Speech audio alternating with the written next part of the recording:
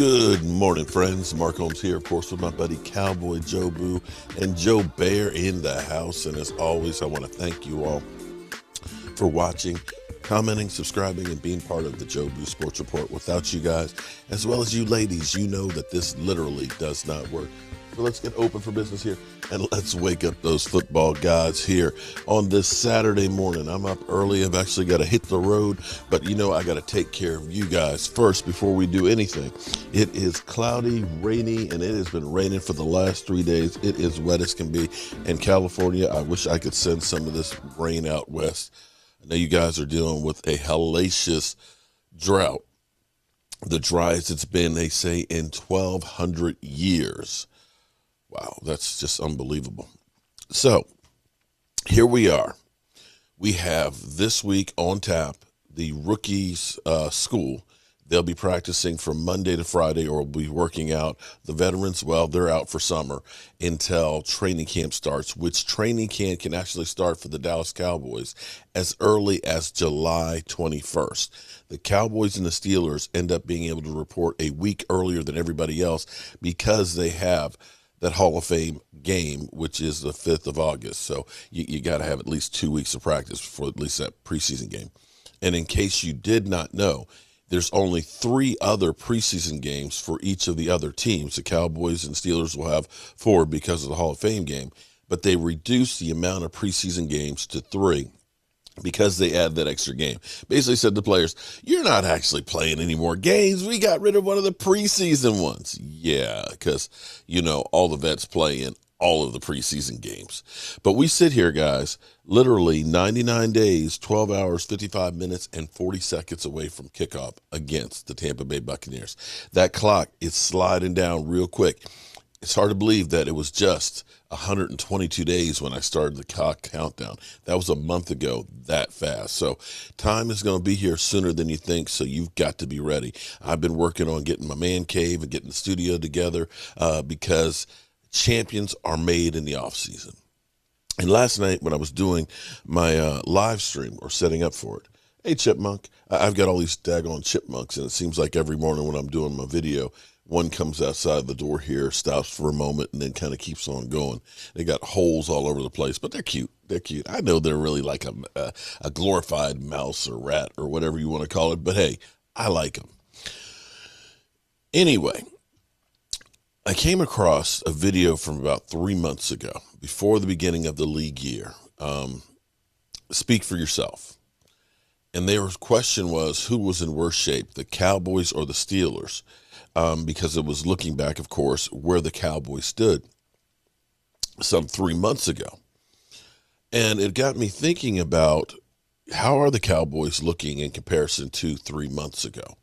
And let's kind of go back and think about this, because we had a lot of questions. We still have questions. But 3 months ago, think about this. We hadn't signed Dak Prescott yet, right? We were looking at it being the Cowboys are going to have to franchise tag Dak, which will be like $36.7 million, which means we'll have to gut the roster because we're going to have to pay him that. And he just had a second surgery, so we don't know if he's going to be even able to play, right? That literally, we don't know if Dak Prescott's going to be able to play, and we're going to pay him close to $37 million. We looked at Zeke Elliott and said, he's toast. We thought Tyron Smith, he needs to be cut. We were questioning if the Cowboys were going to release Zeke as well as Jalen Smith because, you know, once that league year started, that contract became fully guaranteed. Unless they made, you know, them a post June 1st cut before that March 19th deadline. So we had questions on that. We ended up looking at our defense and staring down the barrel of it being awful. We had just hired Dan Quinn, who everybody looked at and said, why we hire this mother humper? You know, yeah, he had the #1 defense for 2 years and got a Super Bowl ring with the Legion of Boom. You know, and yeah, he went to Atlanta and got them to the Super Bowl, but he lost it.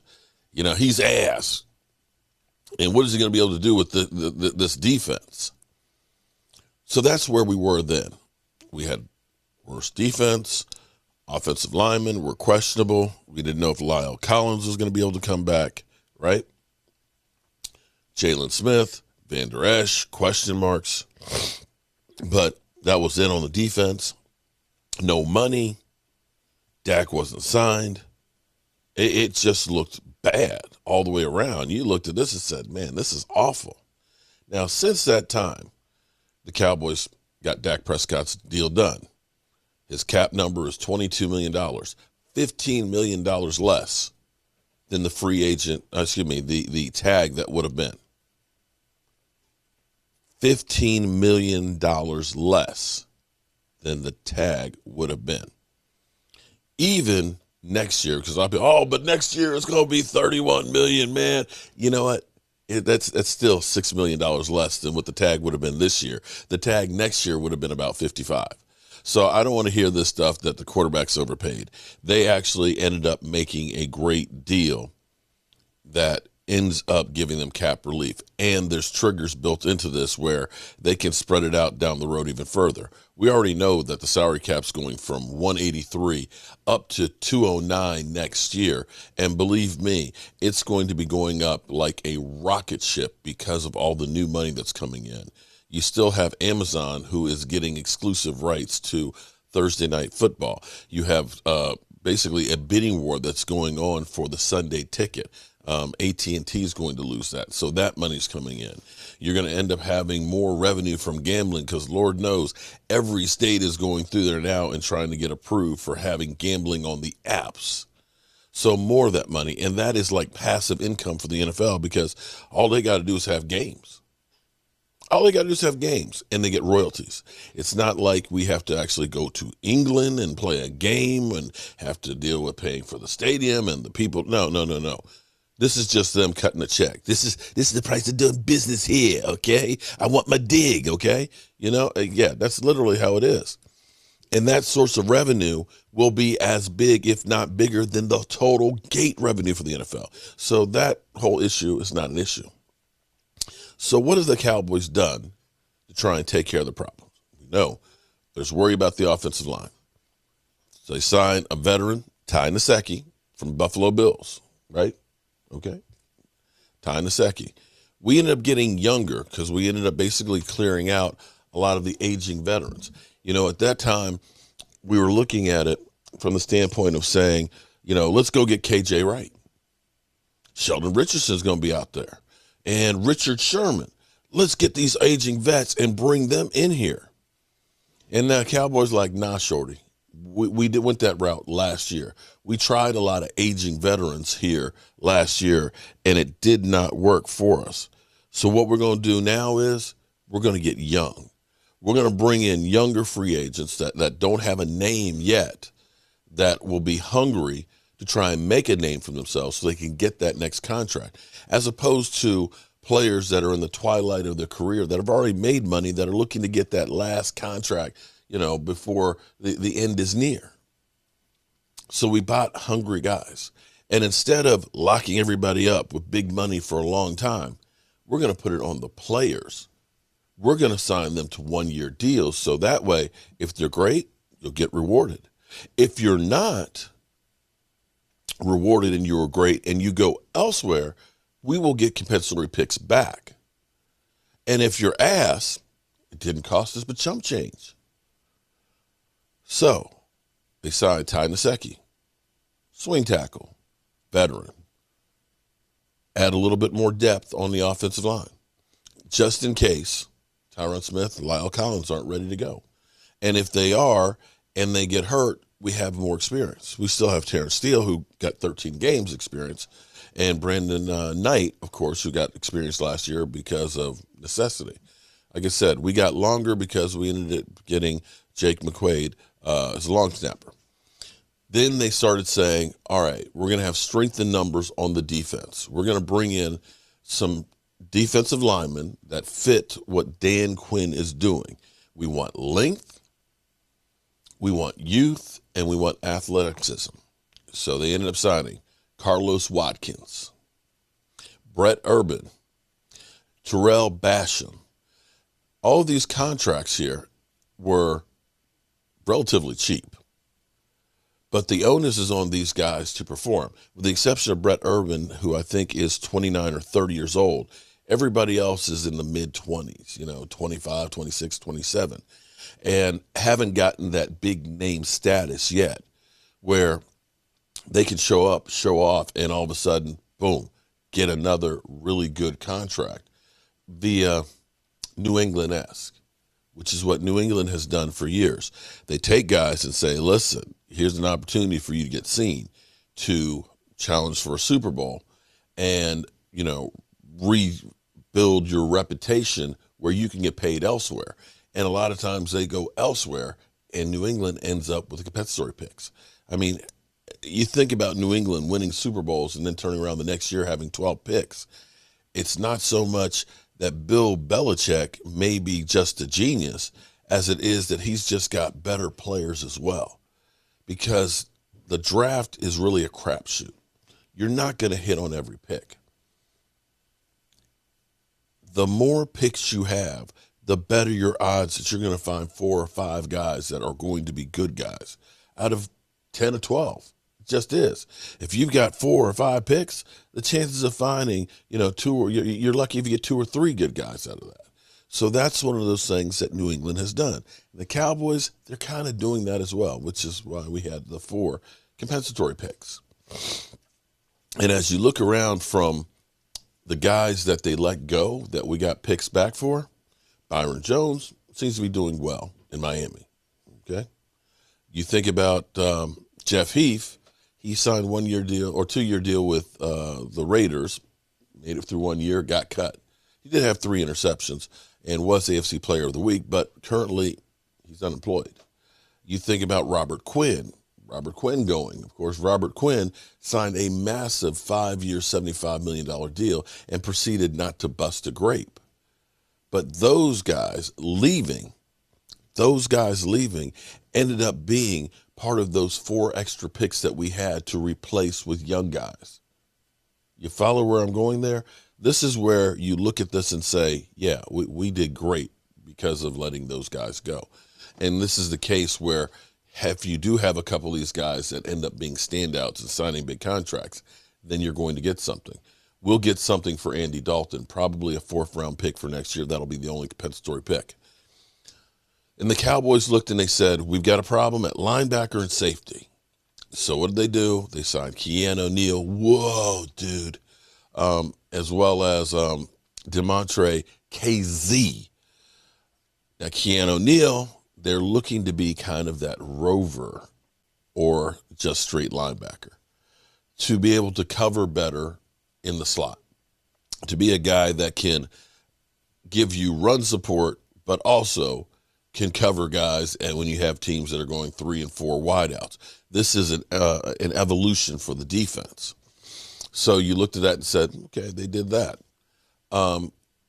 They ended up also brought in Jaron Curse.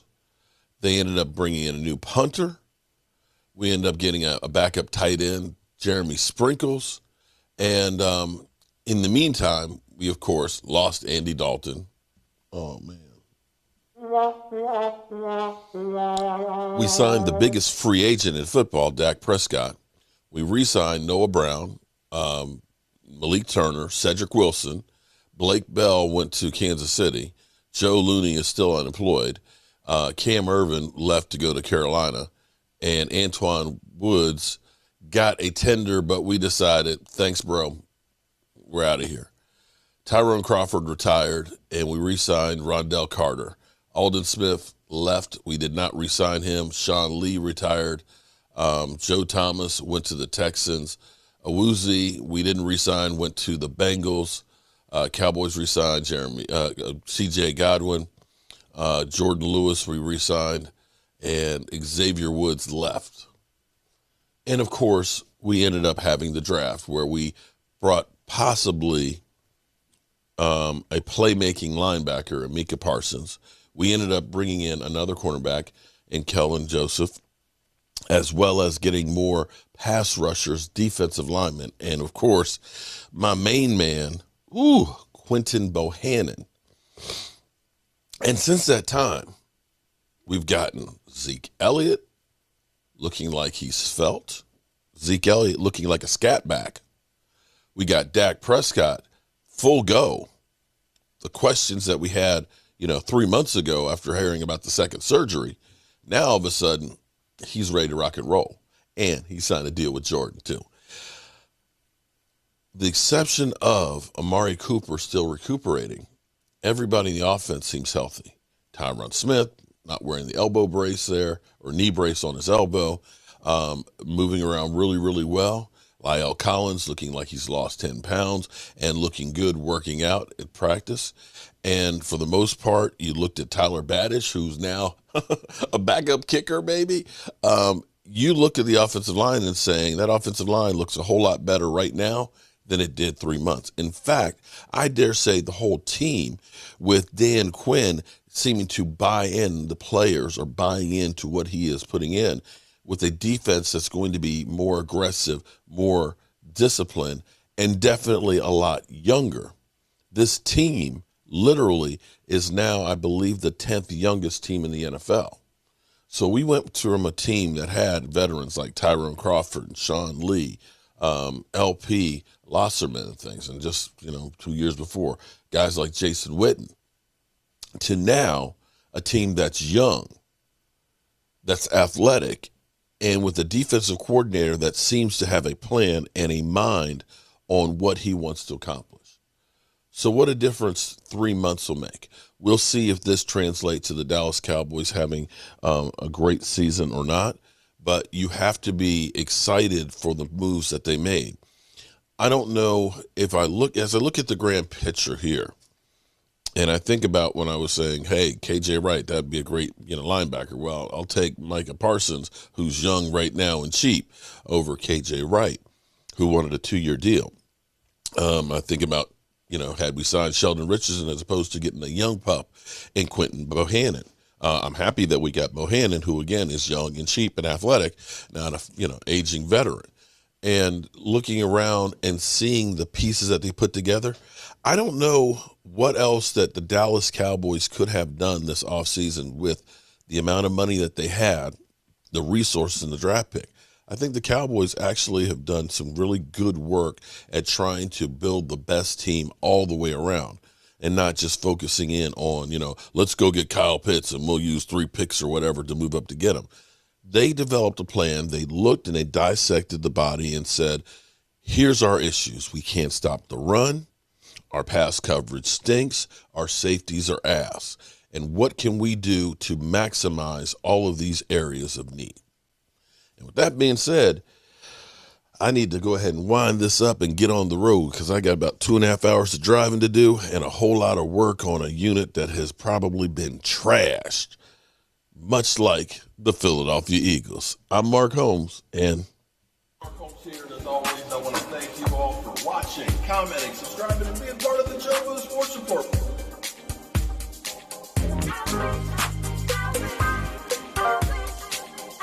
You did one hell of a job, and the only thing else I got to